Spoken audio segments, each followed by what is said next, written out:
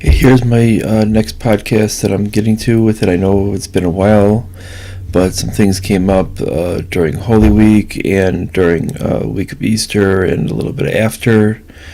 Um, Currently dealing with actually a little bit of a cold right now with it, but I'm still pushing through.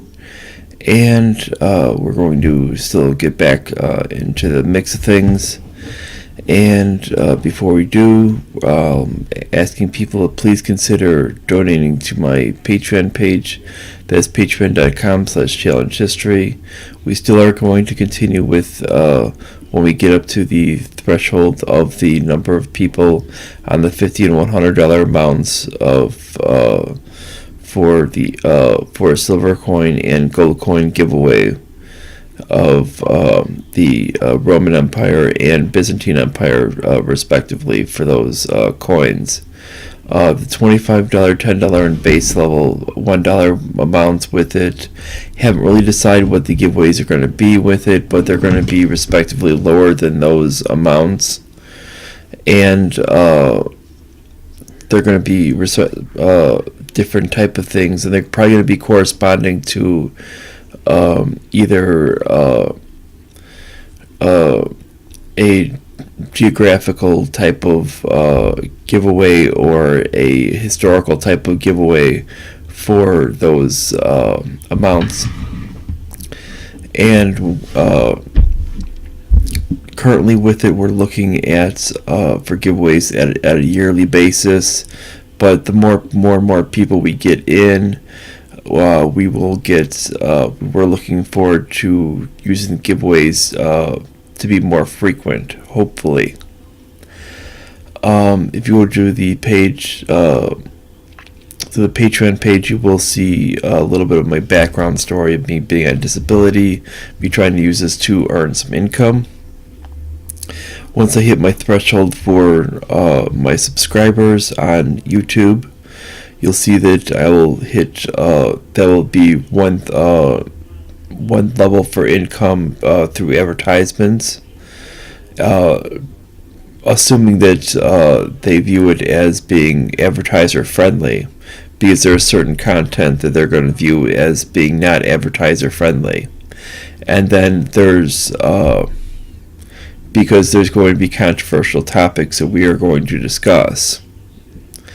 And then, but obviously, me having that, I have certain issues that make it very, very difficult for me with to earn income with it. So this is why I'm trying to use this as a venue. And I appreciate every single dollar donated with it. From anybody. I really appreciate from anybody, even from like the smallest donation up to the largest donation. I really appreciate every single cent donated, no matter what amount you can donate. It really it helps, because it starts to the more and more people add in, the more money it helps me kind of build up for revenue. Now, eventually down the road with it, I might create some type of other revenue streams, such as attire or something like that. If there becomes enough of an interest in that attire or other types of gear or stuff like that, if there's enough of an interest. But as of the current status with it, it's not likely that I'm going to be doing that. As of the status right now, it just looks like I'm just building up this giveaway thing right now, and I'm trying to support it through this method. Now on to the actual thing. Now we're going to go after a point of education. Now, I've heard from many people that they have stated that education, that we need to put in money for the public good. Now, this has even been a point that even my sister-in-law has even stated, and this would essentially bring on a very, very dangerous precedent on the actual idea. Is in education, you need to understand that who controls the interest of the child? Is it the parent or the state? Now, if people are doing this essentially means, if it's the state, that means the actual community as a whole should have a vested interest in that, in the child, and that they should actually have ownership of that child. Now, when we view that as an actual statement, that should be viewed as slavery. Now, that's because when we're doing that, that's not, and if we view it in that sense, that technically goes down as slavery. Now, if you look at slavery under the Constitution in the United States, that is illegal. And that's why viewing it as everybody paying in for education for people as this idea is actually really should not even be considered legitimate, because essentially you're saying that child belongs to the community, and that is not an idea that should make any sense. The child belongs to the parent, and and anything other than that destroys any idea that you are an actual society. This isn't some type of collective reminiscent of a Borg hive. This is basically, you have individuals living together. Otherwise, why do we even have homes? Why do we have individual homes? Why don't we just have a bunch of high-rises with individual rooms? And basically, when children are born, why does a specific child need to go home with a specific parent? Would it even matter? And this is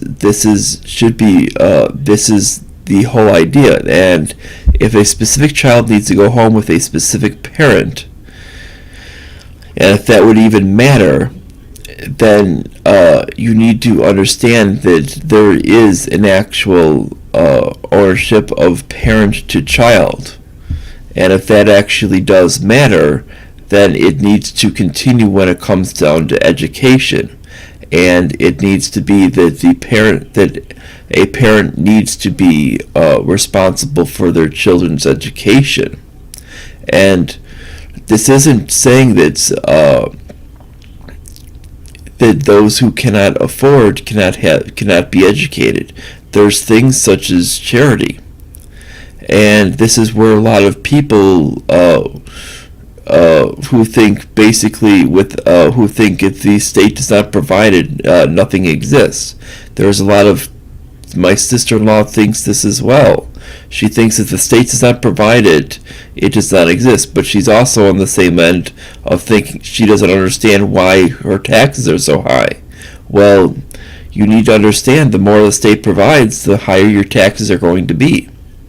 And basically, when the state provides things, they're basically going to be a system of mostly bureaucrats that are going to just intervene, and they're not going to deliver the highest quality, because there's not going to be any necessary need for quality. It's just going to be providing it, and it doesn't need to have any sort of quality. And you need to understand is the only way that there could be quality is if there's a want from that actual parent and child to insist on them paying for it and wanting quality. Now, basically what drives up the actual cost of these things is when you get a third party involved. Now, people also complain about the cost of education. The cost of education is when you get government intervention, and this is why the idea of this brother's keeper really is a bad idea, because that's only driving up the cost of the education because we have other people getting involved. You should only be concerned about yourself, because you cannot understand the wants and needs of anybody else. You cannot read someone else's mind. You cannot understand what their actual ideas of where they want to go in life are. And to assume that you can is arrogant. And that's why we need to understand some of the ideas of Ayn Rand, because she understood that this was from the individualism, that this was the way that we needed to go for the way that we treat our fellow human being. Does man should he have any concern for other men? You say individual, you say... Concern is a very loose term. What would you mean by it? Well, certainly most of us are brought up by an ethic that says that we are our brother's keeper. I would say we most certainly are not, could not be, and should not attempt to be. The only concern men should have for other men is respect for their rights. A man should never expect another man to sacrifice for him, nor should he sacrifice himself for other men. He should respect the independence and the rights of others, and never take part in any form of enslavement, political enslavement. But outside of that, he's not responsible for other men, and should never permit them to assume the role of responsibility for him. He should not submit to force nor exercise force. He should not ask others to leave for his sake, nor should he ever live for the sake of others. Yeah, if you listen to that with it, it's very, very simple with it, because it's something that allows everybody to have the own ability to basically live their lives under freedom.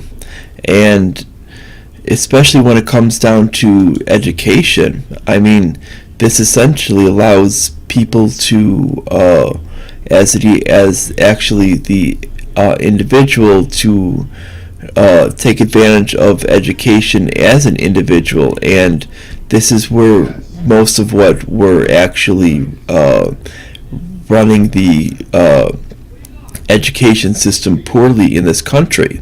Now, if you look at what's happening, is we hear a bunch of improper statements within this country when it comes to education. We keep saying, oh, we need to put more money into education. We don't necessarily need to put more money into it, because when we put more money into it, we're not getting necessarily the more input in education from a financial end. We're not getting more money out of it, because if you look at when we see that the most money put into education within the United States is Baltimore, for any city. Now, if you understand what's happening in Baltimore school districts is one of the worst in the actual country. And it shows that you don't necessarily have to have a situation where you're putting a bunch of money into it. And this is the exact example of it. We're finding in comparable districts for schools, if you compare the same school districts of cases where you look at charter schools next to the public schools, we're finding that the actual output for the actual students themselves, we're finding that the actual output is actually greater, yet the money used on these schools is far less. And this would show that money is not the cause. It's the teachers that are being used there. Now, what's actually interesting is that we're finding that because of the teachers there are of higher quality, even though they're not necessarily being paid as much. In fact, we could say that because they're higher quality, they're being underpaid. Next to the overpaid teachers from these public schools, we would say that these ones are actually getting more value for their actual dollar. Now, if we look at some of the best schooling in the world, we would look at South Korea. Now, South Korea has individuals that are making just as much as some of the top sports stars within their communities. Now, the way they do this is they're not being tied down by there's no union tying down the poor teachers. They're basically they earn by the output of their students, and if the output of the students is poor, then they don't make much money, and they end up getting fired. And there's no benefit of the union to actually prop up poor teachers, and this is what ends up happening. Now, what we're finding in this country is that when people say, teachers in this country are underpaid, well, that's actually not true. What we're finding is that there are good teachers who are underpaid, but there are so many bad teachers who are well overpaid and need to be removed from teaching, that it actually impacts it. There are so many administrators in schools that have no business even being in schools, and this is the actual problem, and that we actually face today. And this is something that we need to actually look at, and if we didn't take a collectivist approach to education and took a individual approach where the parent and child were actually the ones looking out for their own education instead of the state doing it. And if we actually look at what happened, the governments that actually did it with the state controlling the children, you would actually be shocked at the governments that did this. This was the Soviet Union, specifically under Stalin, that actually loved doing this, and Germany under Adolf Hitler. These were the ones that actually used a collectivist type of education model, and this is essentially what we're trying to, what a lot of people want to follow in this country, and what we've moved toward. And this was what was moved during the Progressive era. And this is actually a very, very dangerous model, to essentially assume that your kids are part of the state. And this was actually even a statement uttered by Melissa Harris Perry, saying that your kids are part of your kids are not yours, they're part of the community. And these are things that would have been uttered by the communists and the of Stalin and the Nazi Party of Germany. And this is the exact things that they would have uttered, and that they would have tried to get people to believe. And it's because of, and what a quality education boils down to is ownership of the child. It's either the parents or it's the states. There's no middle ground, and that's the whole thing. And there is no third party in control, because the fact is there's not going to be. And there is no, it's for the society's benefit. If you say it's for the society's benefit, you're saying they're part of the state, and they're property of the state, and you've essentially conceded that you have no parental rights. when it comes down to anything, and you might as well basically say that they can seize the child for any reason. And this is basically where we sit at, and that's what we find in a collectivist system. If they feel that you're teaching your child too much of the ideas of individual liberty, they can essentially seize the child, and this would be what would happen in those countries if you're not following the will of the state. And this is something that needs to be understood. And it's the idea of this is what despots do in their own countries. And this is what you will find in every one of those nations. Now, if you actually want that, then you can look at each one of those nations, and the people that lived in those countries are going to tell you how horrible it is. And they'll say, oh, it's free education, but it's not really education, it's indoctrination to the will of the state. And it's basically trying to break the people down at a young age. I mean, we have what Hitler had, what he called the Hitler Youth, and that was essentially, it was to teach them at a young age to basically obey the state. And that's essentially what the idea is. And if you don't, you're ostracized and essentially made to be kicked out of all the groups and not allowed to essentially participate. If you look in China, China has a social credit score for people that don't obey the state. And this is done from a young age and brought on forward to make sure that you can't get good jobs, you cannot live in quality living areas if you don't obey the state.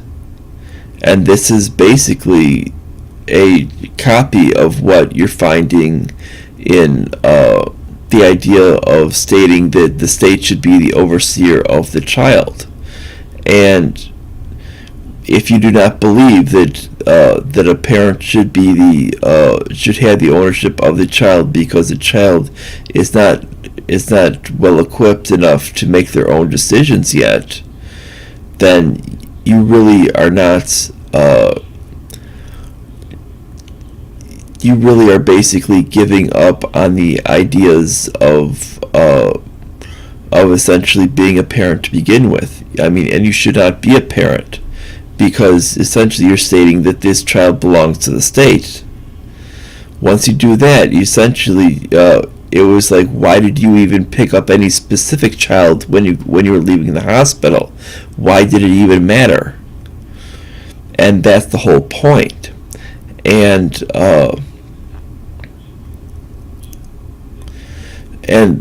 that's why it boils down to the whole idea that you're essentially letting the state win, and nobody ends up winning. This isn't a benefit for the community. This is not a benefit for anyone.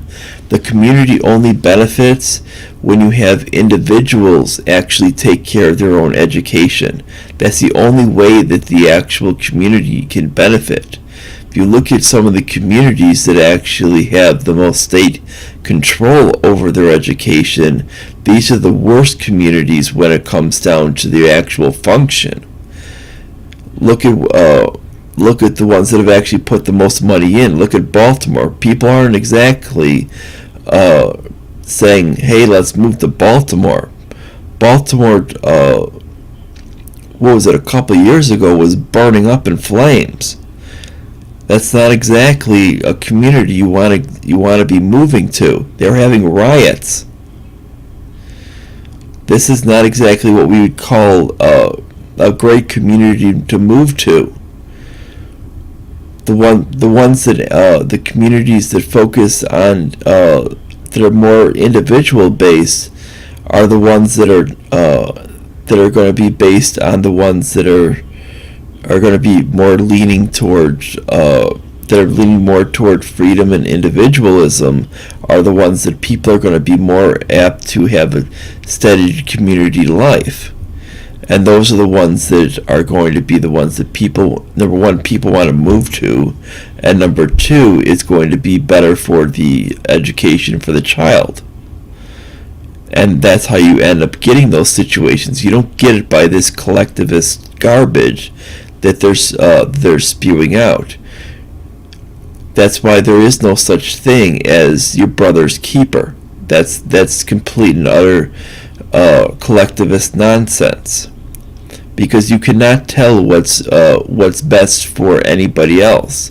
You only know what's best for yourself, and that's it. Nobody else. And this is something that needs to be explained to people because they don't understand it. There is no one size fits all for everyone. This only exists in governments like the Nazis had, which is a socialist government, and the Soviet Union, which is communist, and the communist Chinese under either Mao or Xi Jinping or anyone or going anywhere in between.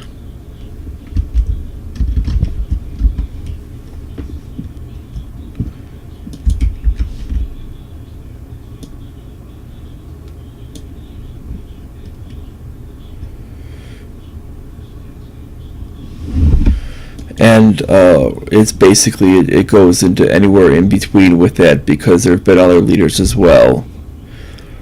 Some have been a little more, some have been less strong-armed than those two. But basically, those have been the most strong-armed when it comes to leadership. And when it comes down to things with it, education is your most powerful tool for liberation. And if you're just going to hand that over to the state, you've basically given up. Number one, as a parent, you've given up on life, and number two, you've sold your child to a life of slavery. And you've failed as a parent. And I'm sorry to say this, but you failed as a parent, and you should be, to me, there should be some level of punishment for actually doing so.